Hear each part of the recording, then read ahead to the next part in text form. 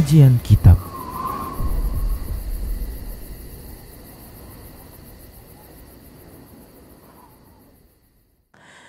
Assalamualaikum warahmatullahi wabarakatuh. Innal hamdalillah nahmaduhu wa nasta'inuhu wa nastaghfiruh wa na'udzu billahi min shururi anfusina wa sayyiati a'malina. May yahdihillahu fahuwal muhtadi wa may yudlil falan tajida lahu waliyyan mursyida. Asyhadu la ilaha illallah wahdahu la syarika lah wa asyhadu anna Muhammadan abduhu wa rasuluh alladzi la nabiyya ba'dah. Faqala Allah subhanahu wa ta'ala, ya ayyuhalladzina amanu taqullaha haqqa tuqatih wa la tamutunna illa wa antum muslimun. Wa qala 'azza man qala, ya ayyuhalladzina amanu taqullaha wa qulu qawlan sadida yuslih lakum a'malakum wa yaghfir lakum dhunubakum wa may yuti'illaha wa rasulahu faqad faza fawzan 'azima. Ya ayyuhan nasu taqu rabbakumul ladzi khalaqakum min nafsin wahidah wa khalaqa minha zawjaha wa batha minhuma rijalan katsiran wa nisaa'a wattaqullaha alladzi tasaaluna bihi wal arham innallaha kana 'alaikum raqiba. Amma ba'du, inastaqal hadithi kitabullah wa khairal hadi hadi Muhammad sallallahu alaihi wasallam wa syarrul umur muhdatsatuha wa kullu muhdatsatin bid'ah wa kullu bid'atin dhalalah wa kullu dhalalatin finnar. Kaum muslimin, kaum muslimat dimanapun Anda berada, alhamdulillah kita kembali bertemu dalam kajian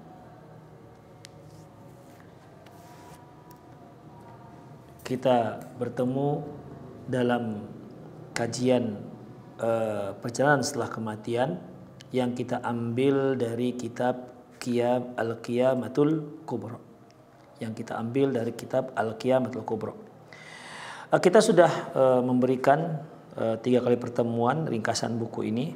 Kita masuk pada pertemuan yang keempat, ya, di mana di kajian yang lalu kita telah bahas terkait dengan hisab. Sekarang kita lihat bagaimana kaidah Allah Subhanahu wa taala menghisab hambanya. Al-qawaid allati yuhasabul ibad, kaidah dalam menghisab para hamba yang telah ditetapkan oleh Allah Subhanahu wa taala.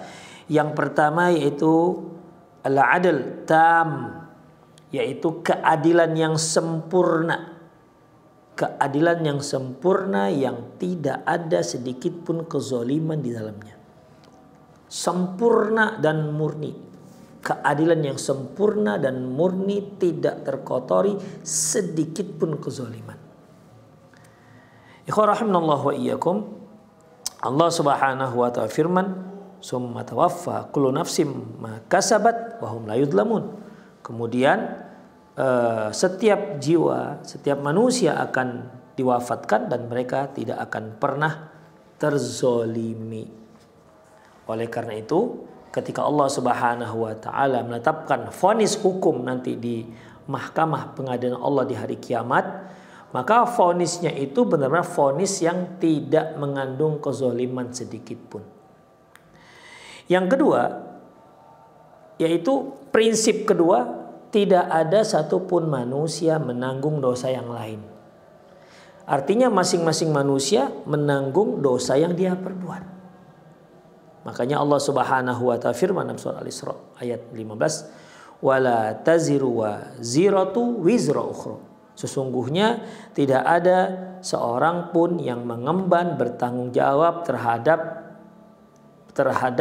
manusia yang lain. Tidak ada seorang pun yang bertanggung jawab ataupun mengemban dosa orang lain.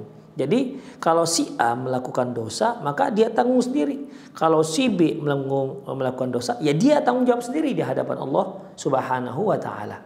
Demikian ikhwah. Adapun ayat firman Allah Subhanahu wa taala dalam surat Al-Ankabut ayat 13 di mana Allah mengatakan wala yahmilunna athqalahum ma'a athqalihim. Sesungguhnya mereka akan mengemban dosa mereka dan dosa orang lain. Loh, ini kenapa? Bagaimana? Tadi prinsip dasarnya yaitu tidak ada yang mengemban, yang bertanggung jawab terhadap dosa yang dilakukan oleh orang lain. Tapi dalam ayat ini Allah Subhanahu wa taala menyebutkan wala yahmilunna athqalam ma'a athqalihim. Mereka akan mengemban, bertanggung jawab terhadap dosa mereka dan dosa orang lain. Ikhwah, kenapa orang ini bertanggung jawab terhadap dosa orang lain? Karena dialah penyebab orang tersebut berdosa. Jadi tentunya ini dosa dia. Misalnya nih, dialah yang menawarkan narkoba kepada orang lain, yang merayu orang lain untuk menggunakan narkoba, misalnya sabu-sabu misalnya. Maka ketika orang tersebut akhirnya menjadi pengguna, maka yang menawarkan itu juga ikut berdosa, karena dialah penyebab orang tersebut berdosa. Nah, inilah makanya dikatakan wala yahmilunna athqalam ma'a athqalihim. Ya, sungguh mereka akan mengemban, bertanggung jawab terhadap dosa mereka dan sekaligus dosa orang lain, dikarenakan sekali lagi dikarenakan orang lain itu berdosa gara-gara dia. Demikian ikhwah. Makanya kan Rasulullah pernah mengatakan man sanna sunnatan sayyi'atan fa'alaihi wizruhu wa wizru man amila biha. Barang siapa yang melakukan sunnah yang buruk, perbuatan yang buruk, kemudian diikuti oleh orang lain perbuatan buruk tersebut, maka dia akan berdosa, dia akan mengemban dosa dan dosa orang yang ikut melakukannya. Orang yang ikut melakukannya juga berdosa. Tapi orang yang pertama, man sanna sunnatan hasanatan, barang siapa yang melakukan perbuatan buruk, fa alaihi wizruhu, maka dia mengemban dosanya, wa wizru man amila biha, dan dosa orang yang mengikuti dia, ya, karena dia sebagai penyebab. Bukan berarti orang yang kedua yang mengikuti orang yang pertama tidak berdosa. Berdosa juga, dan orang yang pertama double dosanya. Dia melakukannya dosa, karena orang lain mengikuti dosa dia, maka dia juga mengemban dosa orang tersebut karena dialah penyebab orang tersebut berdosa. Demikian ikhwah. Makanya tidak dikatakan tidak ada yang namanya dosa orang lain dibeban oleh seseorang, tidak ada. Tapi tetap ada hubungan dosanya. Kemudian ikhwah rahimanallahu wa iyyakum, prinsip ketiga yaitu nanti Allah Subhanahu wa taala akan akan memberitahukan kepada setiap hamba itu akan dosa-dosa yang pernah dia lakukan. Makanya Allah Subhanahu wa taala mengatakan dalam surah Al-Maidah ayat 105, ilallahi marji'ukum, kepada Allah semua kalian akan kembali jami'an, ya. Wala yunabbi'ukum bima kuntum ta'malun. Allah akan beritahukan kepada kalian akan apa yang pernah kalian lakukan semasa di dunia. Makanya alimat nafsum ma qaddamat wa akhirat, Al-Infitar ayat 5. Seorang akan mengetahui apa yang pernah dia lakukan, baik yang lama maupun yang baru. Itulah ikhwah. Intinya ya, may ya'mal mithqala dzarratin khairan yarah wa may ya'mal mithqala dzarratin syarran yarah. Barang siapa yang melakukan kebaikan, dia akan lihat, Allah akan beritahu akan kebaikannya. Wa may ya'mal mithqala dzarratin syarran yarah. Barang siapa yang melakukan perbuatan buruk, dia juga akan melihatnya. Jadi intinya bahwasanya ketika Allah Subhanahu wa taala menetapkan hukuman, ya, memvonis hukum terhadap orang tersebut, maka Allah akan perlihatkan dahulu kepadanya akan dosa-dosa yang pernah dia lakukan. Jadi bukan sebuah dosa yang dia lupa, enggak. Allah ingatkan akan dosa-dosa yang pernah dia lakukan. Demikian ikhwah rahimanallahu wa iyyakum. Kemudian apalagi prinsip keempat, yaitu Allah Subhanahu wa taala akan melipat gandakan amalan kebaikan yang pernah dilakukan oleh seorang hamba. Tidak dilipat gandakan perbuatan buruk. Jadi kalau seandainya seorang hamba itu melakukan sebuah perbuatan baik, Allah Subhanahu wa taala akan lipat gandakan. Dan dan semua perbuatan baik yang jadi dilaksanakan itu dilipat gandakan Allah. Tidak ada yang satu kebaikan dikasih kebaikan. Tidak ada. Satu kebaikan diberikan satu kebaikan. Tidak. Ya, secara umum satu kebaikan umumnya dibalas dengan 10 kebaikan. Itu minimal. Demikian ikhwah rahimanallahu wa iyyakum. Ya, saya ulangi bahwa satu kebaikan umumnya dibalas oleh Allah Subhanahu wa taala dengan 10 kebaikan. Adapun mereka yang berniat, niat kuat, azam untuk melakukannya, ini baru dicatat oleh satu kebaikan. Sebagaimana sabda Nabi sallallahu alaihi wasallam, "Man sanna sunnatan idza man hamma bihasanatin." Barang siapa yang sudah hamma itu yaitu al-azam ala fi'lih, yaitu sudah azam untuk melakukan satu perbuatan baik, falam ya'malha, tapi dia nggak jadilah melakukannya, kataballahu indahu ajran kamilan, maka Allah Subhanahu wa taala akan tuliskan untuk dia satu pahala penuh. Tapi kalau dia lakukan, maka dia akan mendapat 10 kebaikan hingga 700 kebaikan, dan bahkan pada kebaikan lipat ganda yang tidak terbatas. Ya, lipat ganda yang tidak terbatas. Demikian ikhwah. Seperti Allah sebutkan, man jaa bihasanatin falahu asyru amsalihha. Barang siapa yang melakukan satu kebaikan, maka untuk dia 10 lipat ganda. Demikian. Maka untuk dia dituliskan 10 kali kebaikan. Jadi yang ditulis oleh Allah Subhanahu wa taala, satu perbuatan baik akan ditulis 10, itu minimal. Ya, bahkan sampai 700. Bahkan ikhwah seperti sabar. Allah mengatakan innama yuwaffas sabiruna ajrahum bighairi hisab. Sesungguhnya seorang yang sabar diberikan pahalanya dengan tanpa hisab. Itulah rahmatnya Allah Subhanahu wa taala terhadap hambanya. Adapun perbuatan baik adapun perbuatan buruk, satu perbuatan buruk akan ditulis satu perbuatan buruk. Tidak ada jadi dua perbuatan buruk. Demikian ikhwah azallahu wa iyyakum. Kecuali seperti yang kita katakan tadi, perbuatan buruk itu diajarkan kepada orang lain. Akhirnya setiap orang lain yang berbuat buruk, dia juga dapat kena, dia juga terkena dosanya. Demikian. 3 kali dia lakukan, 3 kali dia dosanya, karena dia yang mengajarkannya. Itulah ikhwah azinallahu wa iyyakum. Namun begitupun ikhwah, ada satu lagi, yaitu di mana Allah Subhanahu wa taala merubah keburukan menjadi kebaikan. Tadi kan telah kita katakan bahwasanya satu kebaikan akan diganjar oleh Allah Subhanahu wa taala dengan minimal 10 kebaikan nanti di hari akhirat. Minimal tuh. Dan maksimalnya tidak ada karena tanpa batas. Adapun keburukan, satu keburukan akan ditulis satu keburukan. Kecuali kalau keburukan ini diajarkan pada orang lain, maka dia mendapat dosa jariah lah kita katakan.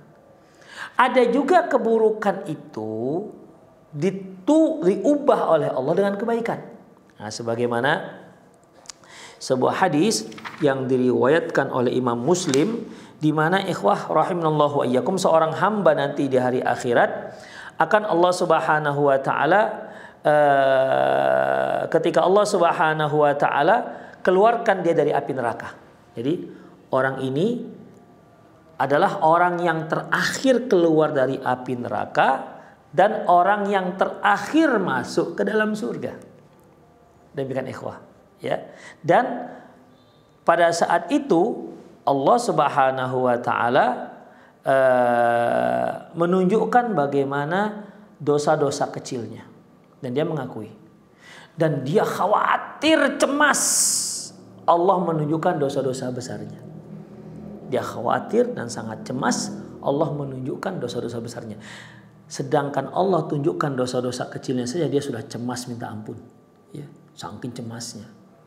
Apalagi Allah tunjukkan dosa-dosa besarnya. Tapi Allah Subhanahu wa taala, ya, Allah Subhanahu wa taala mengatakan kepada hambanya ini, ya, satu keburukanmu akan aku tukar dengan satu kebaikan. Satu dosanya akan ditukar dengan satu kebaikan. Jadi kan kalau biasa yang standarnya satu kebaikan jika dilakukan akan diberi ganjaran 10 kebaikan. Satu keburukan ya satu keburukan. Tapi kali ini Allah Subhanahu wa taala memberikan ada orang-orang tertentu di mana satu keburukan Allah tukar dengan kebaikan.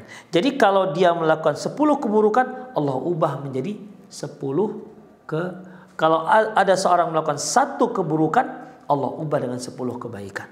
Demikian ikhwah rahimanallah wa iyyakum. Hanya saja di sini enggak disebutkan apa kriterianya. Tapi intinya ada nanti di hari akhirat yang Allah Subhanahu wa taala berikan ganjaran seperti ini. Kemudian apalagi ikhwah rahimanallah wa iyyakum, Allah Subhanahu wa taala dalam pengadilannya, dalam hisabnya ya, dalam hisabnya Allah akan datangkan saksi-saksi. Ya. Di samping Allah Subhanahu wa taala tunjukkan, ingatkan kembali dosa-dosa yang telah dia lakukan, Allah akan datangkan saksi. Saksi yang terbesar adalah Allah Subhanahu wa taala sendiri. Ya, itu saksi yang terbesar. Allah Subhanahu wa taala firman dalam surat An-Nisa ayat 33, "Innallaha kana 'ala kulli syai'in syahida." Sesungguhnya Allah itu atas segala sesuatu maha menyaksikan. Jadi Allah saksinya. Itu yang pertama, itu saksi terbesar. Yang kedua yaitu para rasul akan menjadi saksi terhadap setiap umatnya.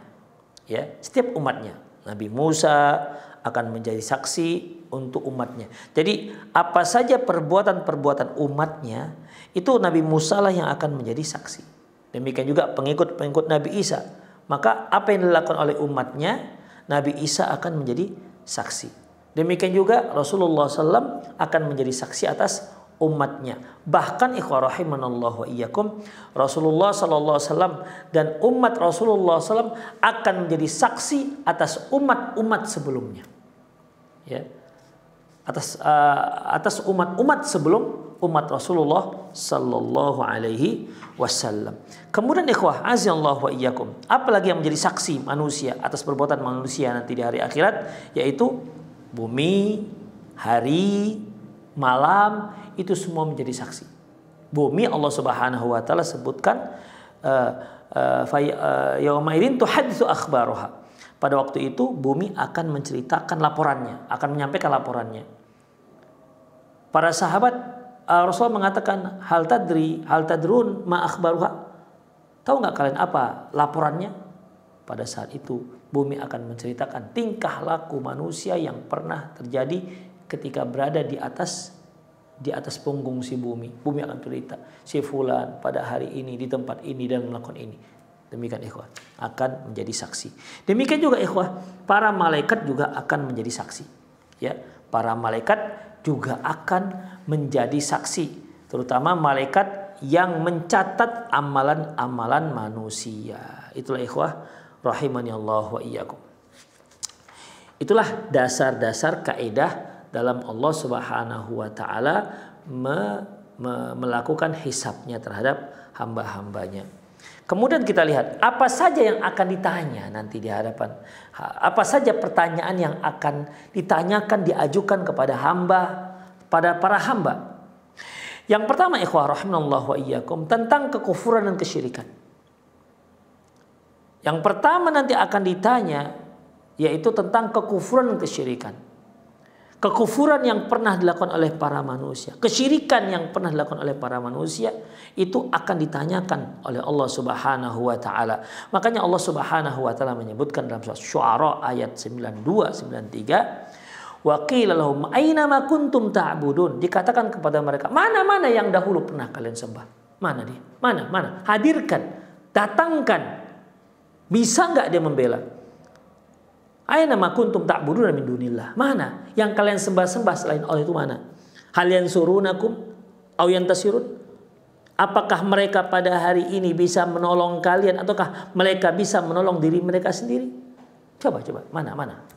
Demikian ikhwah. Allah bertanya. Ya tentu pertanyaan ini tidak perlu jawaban. Ini pertanyaan yang menghinakan. Ya, yang mengolok orang-orang yang dahulu semasa dunia merasa apa yang mereka sembah itu punya sesuatu, punya kekuatan. Hari ini kata Allah, di hari kiamat nanti, mana dia yang kalian sembah-sembah? Benar mereka punya kekuatan, benar mereka punya kekuasaan. Ini akan ditanya di hadapan Allah Subhanahu wa taala nantinya. Demikian ikhwah rahimani Allah wa iyyakum.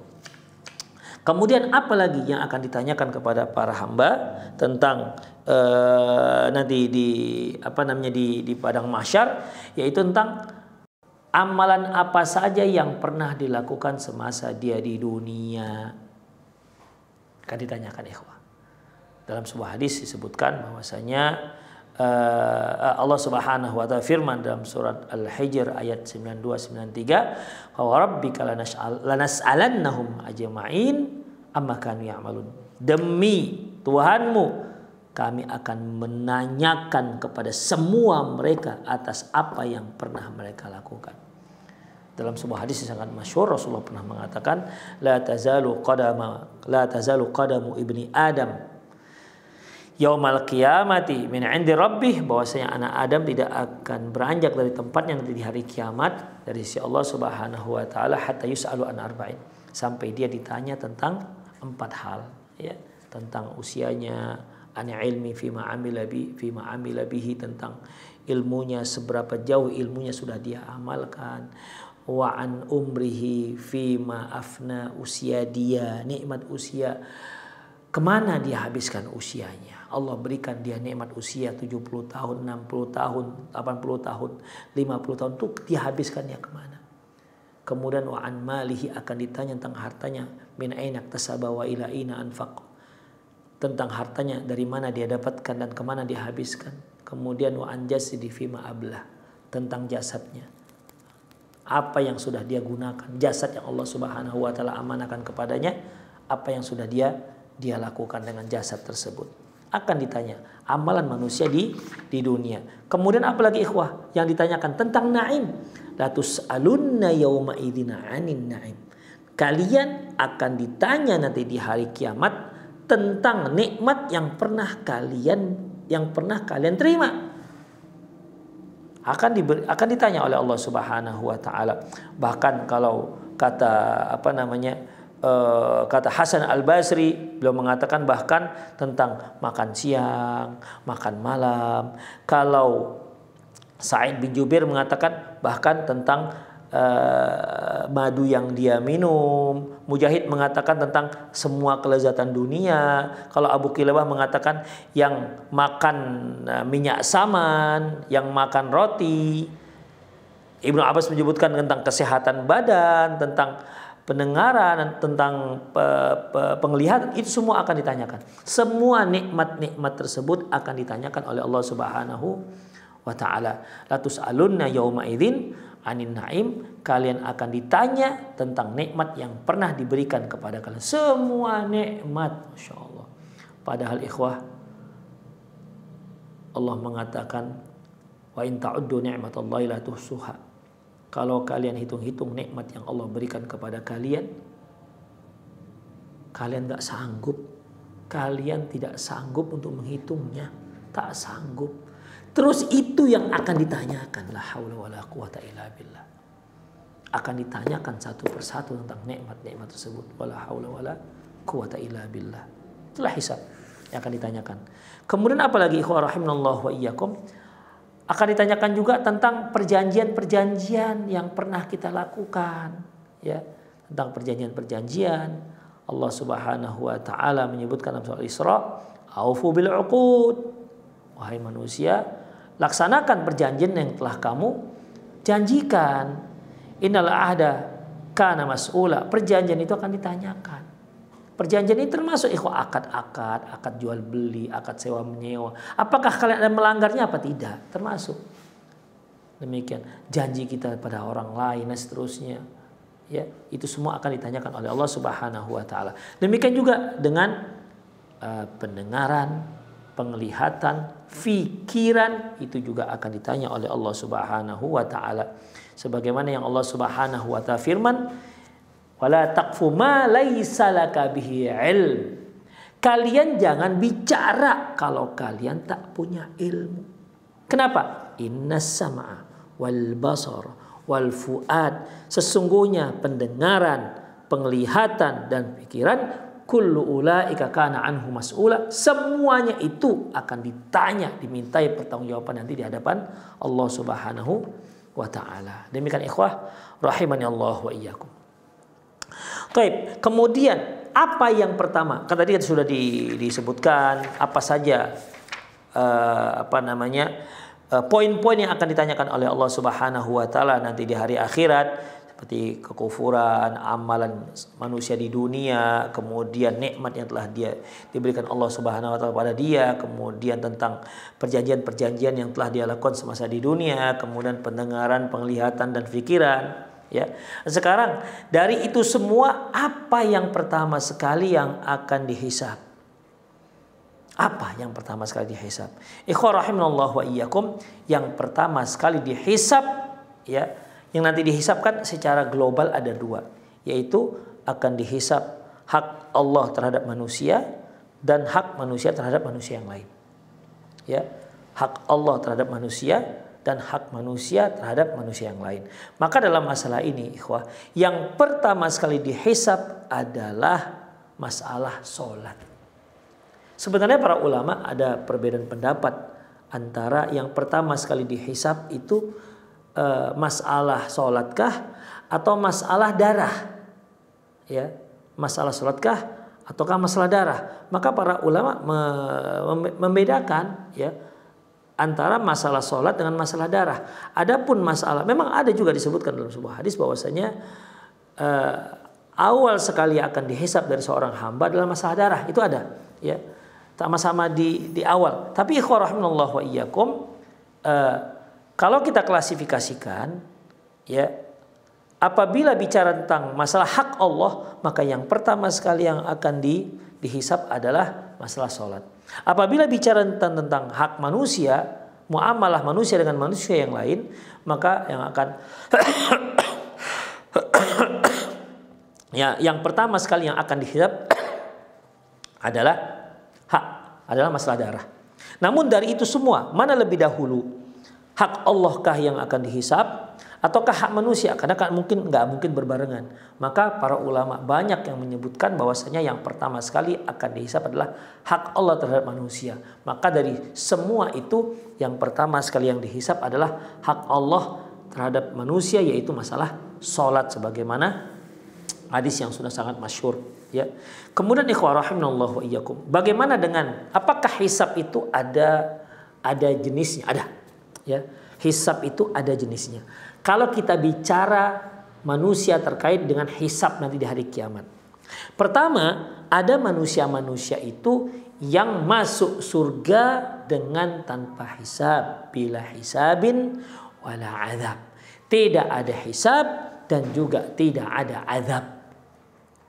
Ini yang kata Rasulullah Sallallahu Alaihi Wasallam, ya. Ini yang sabda Nabi Sallallahu Alaihi Wasallam bahwasanya nanti di hari kiamat akan ada dari kalangan umat Rasulullah, yaitu sab'una alfan, ada 70.000 orang, yadkhulul jannah bighairi hisab, yang masuk surga dengan tanpa hisab, dengan ciri-ciri yang beliau sebutkan dalam hadis tersebut, ya, dengan ciri-ciri yang Rasulullah Sallallahu Alaihi Wasallam sebutkan di hadis tersebut.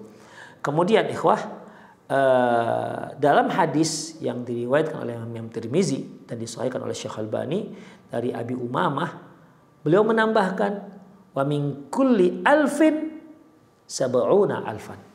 Setiap 1.000 orang dari 70.000 orang itu, setiap 1.000 orang itu membawa 70.000 orang. Ya, berarti kalau kita total 70.000 dibagi 1.000, 70 kali 70 kali 70.000 ditambah dengan 70.000, ya sekitar 4.900.000-an lah, gitulah. Dan dengan ikhwah, itulah yang masuk surga dengan tanpa hisab, bila hisabin wala azab. Kemudian ada juga orang yang masuk surga itu setelah dihisab. Yang masuk surga setelah dihisab. Taib. Hisab ini ada dua. Ada hisabay yasiro, seorang yang dihisab tapi hisabnya mudah. Bagaimana cara Allah Subhanahu wa taala menghisab dengan mudah? Yaitu ketika Allah menginterogasi, ketika Allah menanyakan apa yang pernah dia lakukan, itu dalam kondisi tertutup. tidak diperlihatkan di hadapan makhluk-makhluk Allah, di hadapan manusia-manusia yang lain, di padang mahsyar. Kemudian Allah interogasi dia, bukankah kamu telah melakukan ini, bukankah kamu telah melakukan ini. Kemudian dia pun pasrah, ya, karena dia tahu apa yang dikatakan Allah itu benar, tidak ada sedikit pun kezaliman di sana, dan pasrah dia. Ya, gimana lagi, memang sudah pernah dia lakukan. Kemudian Allah ampunkan itu semua. Allah ampuni dosa-dosa yang dia lakukan. Kemudian Allah pun beri dia kitab catatan amalan melalui sebelah kanan. Sehingga dia ketika dia selesai dalam hisabnya Allah, interogasi Allah, dia bawa kitabnya, dia katakan, "Ha umuqra'u kitabya." Ini kalian baca ini buku-buku saya ini. Dia sangat bangga dengan kitab itu. Demikian ikhwah, senang luar biasa. Itu yang hisab yasiro. Orang yang kena hisab yasiro ini masuk surga.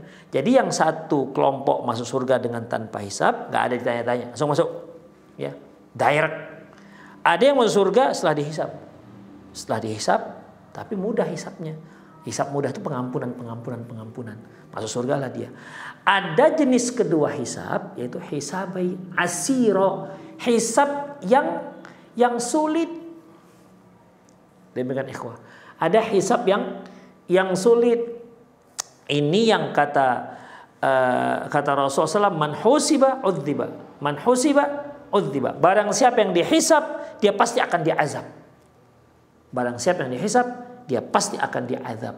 Jadi bagaimana? Mereka yang dihisab dengan cara yang rumit, ya, detail, maka dia akan masuk neraka. Demikian ikhwah. Kalau dia seorang muslim, suatu hari nanti dia akan masuk ke dalam surga. Kalau dia seorang kafir, dihisab dengan hisab yang sangat sulit, kemudian dia masuk neraka dan kekal di dalamnya. Itulah yang terkait dengan masalah hisab. Demikian ikhwah, rahimani Allah wa iyyakum. Kemudian ikhwah, azani Allah wa iyyakum,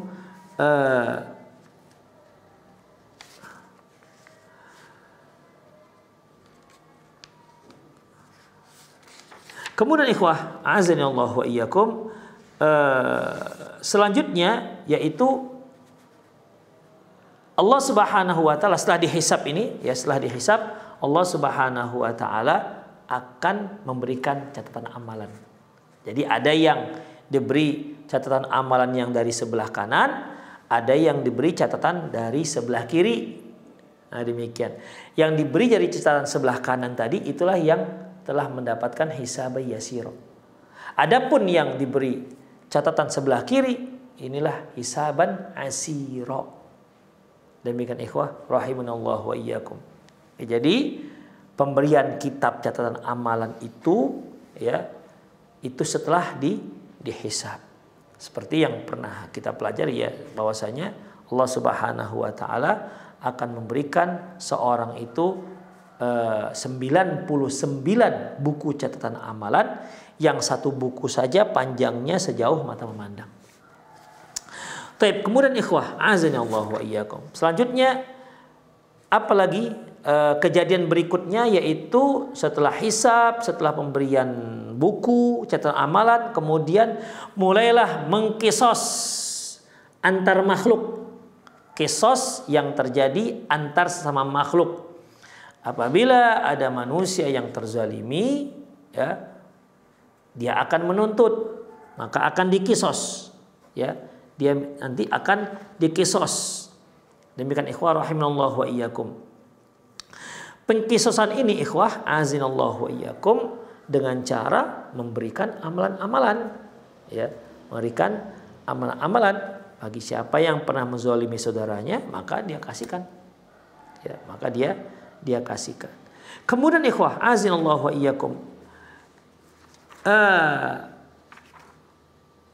terkait dengan darah, ya, dikisos nanti adanya pengkisosan ini di hari kiamat, yaitu terkait dengan darah yang pernah terjadi.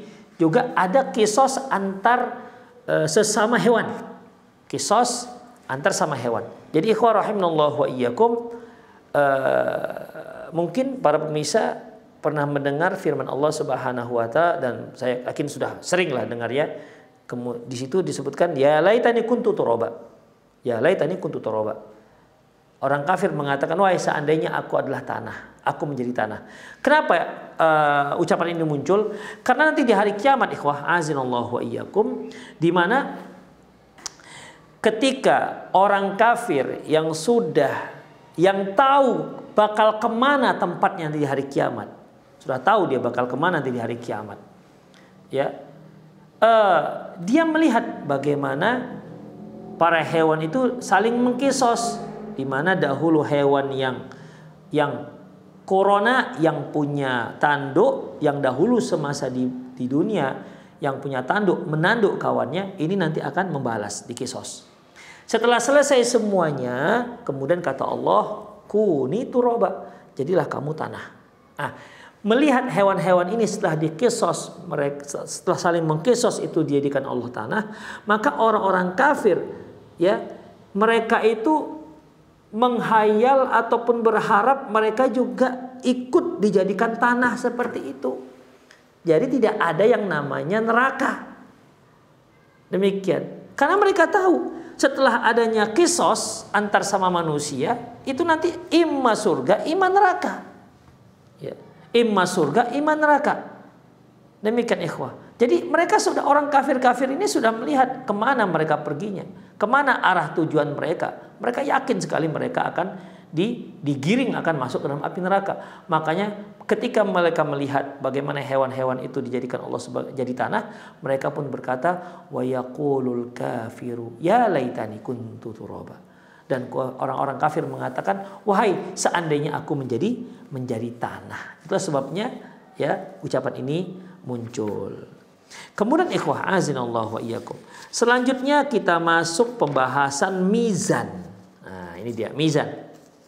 Ya, ditimbangnya amalan-amalan. Perlu kita ketahui ikhwah rahimanallahu wa iyyakum bahwasanya sebagaimana dikatakan Imam Qurtubi, yaitu idzaq tadal hisab, idzan qadal hisab, apabila hisab sudah selesai, kana ba'dahu waznul amal. Setelah itu amalan akan ditimbang, kata Imam Al-Qurtubi. Apabila hisab sudah selesai, maka setelah itu adalah penimbangan amalan. Karena hasil dari timbangan itu adalah al-jaza, yaitu ganjaran, balasan. Apakah balasan baik ataukah balasan buruk. Kemudian, apakah timbangan ini hanya satu? Apakah timbangan ini hanya satu nanti hari akhirat? Ikhwah, zahirnya bahwasanya timbangan yang Allah letakkan nanti di hari kiamat itu banyak. Karena Allah Subhanahu wa taala menyebutkan wa nadha'ul mawazinal qista yaumil qiyamah, dan kami meletakkan timbangan-timbangan. Jadi bukan waznun tapi mawazin. Dan kami meletakkan timbangan-timbangan nanti di hari kiamat. Faman thaqulat mawazinuh, ya kan? Pernah dengar ayatnya kan? Faman thaqulat mawazinuh, barang siapa yang timbangan-timbangannya berat. Nah, berarti kan banyak timbangannya, tidak hanya satu. Makanya ikhwah, zahir ayat menyebutkan nanti di hari kiamat timbangan tidak hanya satu, tapi timbangan itu banyak. Demikian ikhwah. Bisa jadi timbangan yang khusus untuk menimbang orangnya langsung, bisa jadi untuk menimbang amalannya saja, bisa jadi untuk menimbang buku catatan amalannya. Demikian ikhwah. Mungkin masing-masing punya timbangan-timbangan tersendiri khusus, bisa jadi seperti itu. Tapi intinya adalah tidak hanya satu timbangan. Ya, untuk menimbang amalan manusia itu tidak hanya satu timbangan, karena disebutkan faman thaqulat mawazinuh. Barang siapa, berarti kan satu nih, barang siapa, satu. Thaqulat, berat, mawazinuh, timbangan-timbangannya. Berarti kan tidak satu timbangannya untuk satu orang. Allahu a'lam bissawab. Kemudian Ahlu sunnah wal jamaah menyatakan bahwasanya timbangan itu hakiki. Ya, bukan maknawi, timbangan hakiki. Makanya kalau kita lihat ikhwah dalam hadis-hadis Rasulullah SAW, Rasulullah menyebutkan bentuk sifat timbangan. Pertama beliau mengatakan bahwasanya timbangan ini besar, sangat luas. Beliau katakan bahwasanya la wuzinat fihi samawati wal ard la wasa'at, la wuzinat fihi samawati wal ard la wusi'at. Seandainya langit bumi ini ditimbang, cukup. Timbangan itu cukup. Jadi begitu luasnya langit bumi ini bisa ditimbang dengan timbangan itu. Berarti betapa luasnya timbangan yang disediakan oleh Allah Subhanahu wa taala. Ya. Kemudian ikhwah, timbangan itu juga sebagaimana disebut Rasulullah, lahu lisan wa kifatan. Timbangan ini punya 2 daun timbangan. Bagaimana daunnya? Allahu alam, apakah bulat atau enggak tahu. Yang jelas dia punya kifah, punya daun timbangan yang dijadikan sebagai penimbang. Demikian. Lisan, timbangan ini punya lisan, bisa ngomong timbangannya. Demikian ikhwah. Jadi di samping luas timbangan yang Allah sediakan, kemudian timbangan itu punya 2 daun, kemudian timbangan itu bisa bicara. Kemudian ikhwah, azinallahu wa iyyakum, apa saja yang ditimbang? Ini dia. Apa saja yang ditimbang? Dari hadis-hadis yang disebutkan di sini kita bisa simpulkan, yang ditimbang pertama yaitu amalan kebaikan. Ya. Amalan kebaikan. Makanya disebutkan faman thaqulat mawazinuh, barang siapa yang timbangannya baik, maka faulaika humul muflihun. Faman khaffat mawazinu faulaika alladziina khasiru anfusahum fi jahannam khalidun. Barang siapa yang timbangannya ringan, maka mereka akan menjadi orang yang sangat merugi dan mereka tempatnya dalam neraka jahanam kekal selamanya.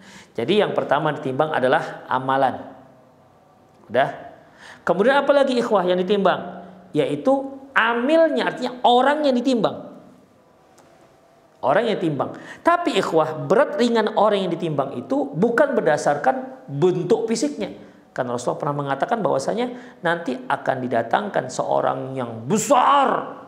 Ya, seorang yang besar. Tapi ternyata beratnya tidak melebihi dari berat sayap nyamuk. Ya, kalau kita sekarang di dunia orang yang tinggi besar tentu berat, tapi di sana enggak. Walaupun orang yang ditimbang, namun yang menjadikan berat dan tidaknya tetap amalannya. Kemudian ikhwah, apalagi yang ditimbang? Yaitu as-sahaif al-amal, yaitu buku catatan amalan. Jadi buku catatan amalan ditimbang, ya, maka tapi tetap yang menjadi berat dan tidaknya tetap amalan, yang menjadi berat dan tidaknya tetap amalan. Apabila amalan buruknya lebih banyak, maka dia akan menjadi berat. Apa buruknya lebih berat dibandingkan amalannya, dibandingkan amalan baiknya. Apabila lebih banyak amalan baiknya, maka amalan baiknya akan lebih berat dibandingkan amalan buruknya. Jadi demikian ikhwah rahimanallahu wa iyyakum tentang timbangan. Jadi timbangan itu adalah hakiki, ya hakiki, bukan maknawi sebagaimana dikatakan oleh sebagian orang. Itu jelas salah. Karena Rasulullah SAW menyebutkan tentang sifatnya luas, punya lisan, bisa ngomong, dan punya 2 daun timbangan. Demikian ikhwah rahimaniallahu wa iyyakum. Kemudian ikhwah, kita masuk pada pembahasan tentang haud. Haud ini yaitu haud ini yaitu telaga yang Allah Subhanahu wa taala berikan kepada Rasulullah sallallahu alaihi wasallam. Haud ini banyak sekali fasilitas yang Allah Subhanahu wa taala sediakan untuk Rasulullah dan untuk orang-orang mukmin yang insyaallah akan kita bahas pada pertemuan terakhir yang akan datang insyaallah. Demikian para pemirsa sekalian, saya kira itu saja untuk ringkasan di yang keempat ini. Insyaallah sekali lagi habislah kita ringkas buku ataupun kitab Al-Qiyamatul Kubra. Allahu a'lam bissawab. Berarti kita tinggal masalah haud, masalah telaga Rasulullah sallallahu alaihi wasallam, kemudian apa saja fasilitas yang Allah berikan di telaga tersebut, kemudian tentang digiringnya manusia menuju surga dan neraka, kemudian bagaimana orang-orang kafir dan orang-orang kafir akan mengikuti sesembahan mereka, dan kemudian tersisalah orang mukmin, orang munafik. Bagaimana pula terpisahnya antara orang munafik dan orang mukmin. Kemudian bagaimana pula orang-orang mukmin yang melewati sirat nanti di hari kiamat. Itu semua ada dirincikan dalam hadis-hadis Rasulullah sallallahu alaihi wasallam. Allahu akbar. Allahu a'lam bishawab. Semoga bermanfaat. Aku qouli hadza wa astaghfirullah li wa lakum wa lisal muslimin innahu wal ghafur rahim. Naam. Syukran wa jazakallahu khairan Ustaz atas penyampaian materi yang sangat bermanfaat di kesempatan ini berkaitan dengan ringkasan dari kitab Al-Qiyamah Al-Kubra, penjelasan tentang hisab. Nah, ikhwata Islam wazakumullah, silakan bagi Anda yang ingin bertanya secara langsung di line telepon 021 8236543 atau pertanyaan melalui pesan singkat di chat WhatsApp di nomor 0819896543. Pertanyaan pertama kita awali dari pesan singkat di kesempatan ini dari Ibu Yulianti. Assalamualaikum warahmatullahi wabarakatuh Ustadz. Saya pernah mendengar katanya kelak di akhirat sepasang suami istri bisa menjadi musuh di antara keduanya. Pasangan suami yang seperti apa yang kelak di akhirat bisa menjadi musuh Ustadz? Dan apakah seorang istri juga akan menanggung dosa yang akan dilakukan oleh suaminya? Mohon penjelasan dan nasihatnya Ustaz. Jazakallahu khairan. Silakan Ustaz. Ikhwah azinallahu wa iyyakum. Allah Subhanahu wa taala menyebutkan yauma yafirrul mar'u min akhi. Pada hari seorang itu akan lari dari saudaranya. Wa ummihi wa abih, akan lari dari ibu dan ayahnya. Wa sahibatihi wa banih, akan lari dari pasangannya dan dari anak-anaknya. Likulli imri'im minhum yawma idzin sya'nu yughnih, dan masing-masing akan mengurus dirinya masing-masing. Kenapa demikian ikhwah rahimanallahu wa iyyakum? Apabila dia pernah menzolimi, kalau suami istri, wa sahibatihi wa banih, dengan pasangannya, dia lari dari pasangannya dan lari dari anak-anaknya. Kenapa demikian ikhwah? Dia lari dikarenakan adanya kezoliman-kezoliman yang pernah dia lakukan semasa di dunia. Ketika seorang suami yang menjabat sebagai seorang suami, dia punya tanggung jawab terhadap anak dan istrinya. Ketika dia pernah menzalimi mereka, maka anak dan istrinya akan menuntut. Sang istri akan menuntut suami, anak akan menuntut ayahnya. Demikian ikhwah, anak akan menuntut ayahnya. Ketika si anak merasa dia pernah terzolimi di semasa di dunia, mungkin seorang ayah yang tidak bertanggung jawab, tidak memberikan nafkah kepada anaknya, tidak mau peduli dengan kebutuhan sandang, pangan, papan anak-anaknya, maka dituntut ini. Anak akan menuntut ayahnya. Demikian juga sang istri yang tidak dipedulikan oleh suaminya, dia akan menuntut sang suami nanti hari kiamat. Tidak peduli mau sesayang apa dia semasa di dunia, tidak peduli. Kalau pernah ada kezoliman dilakukan oleh seorang suami, dia akan tuntut. Karena yang penting bagi seorang pada waktu itu bagaimana caranya memperbanyak kebaikan agar terhindar dari api neraka. Tidak peduli siapa yang dituntut. Pokoknya apa saja yang pernah kezoliman, dia merasa telah terzolimi, maka dia akan tuntut. Makanya di hari kiamat nanti Allah akan memberikan pengumuman. Barang siapa yang pernah merasa terzolimi, maka tuntut sekarang. Maka orang yang paling bahagia pada saat itulah orang yang paling banyak terzolimi semasa di dunia. Demikian ikhwan rahimallahu wa iyyakum. Demikian juga kalau dia seorang istri, maka suaminya akan menuntut dia.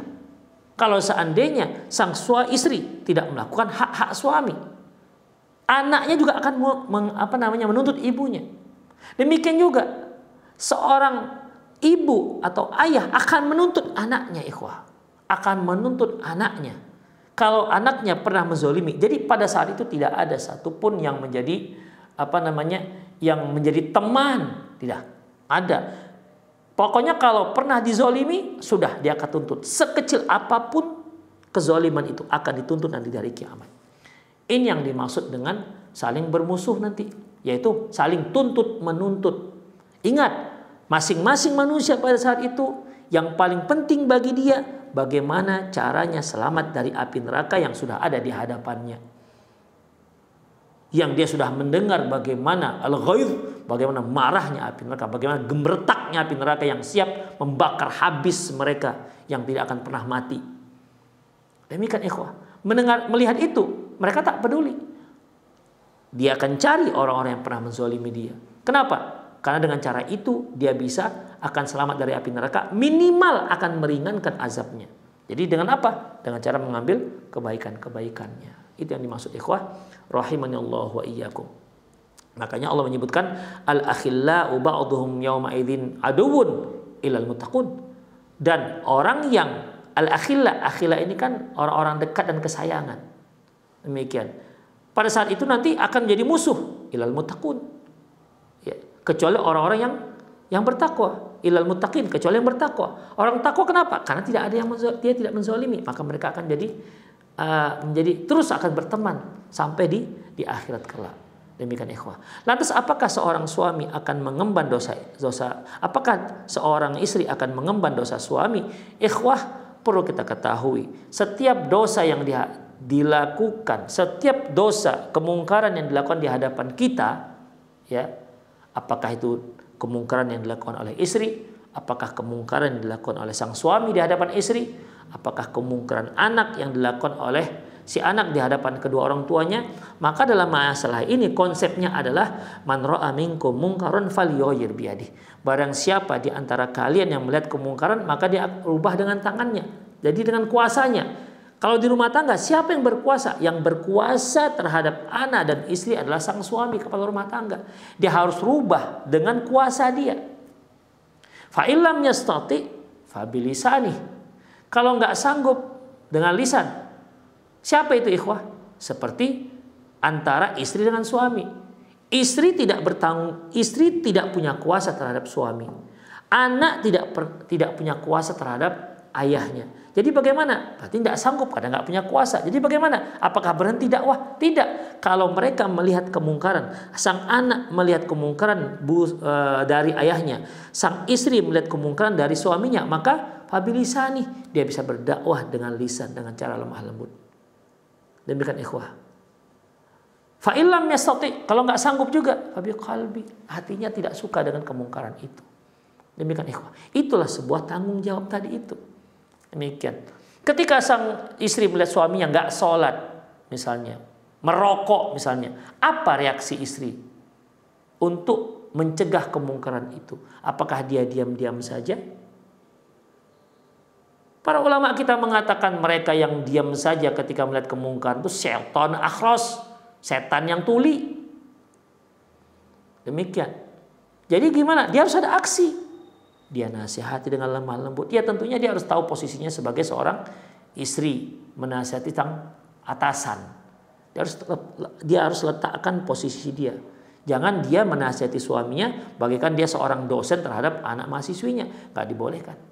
Posisinya seorang anak, dia harus cegah kemungkaran orang tuanya dengan cara lisan, tapi jangan dia memposisikan dirinya sebagai seorang ustadz kepada murid-muridnya. Jangan, dia adalah orang tua kamu. Jadi cegahlah dengan cara yang terbaik dengan posisi Anda sebagai seorang anak. Demikian. Allahu a'lam bishawab.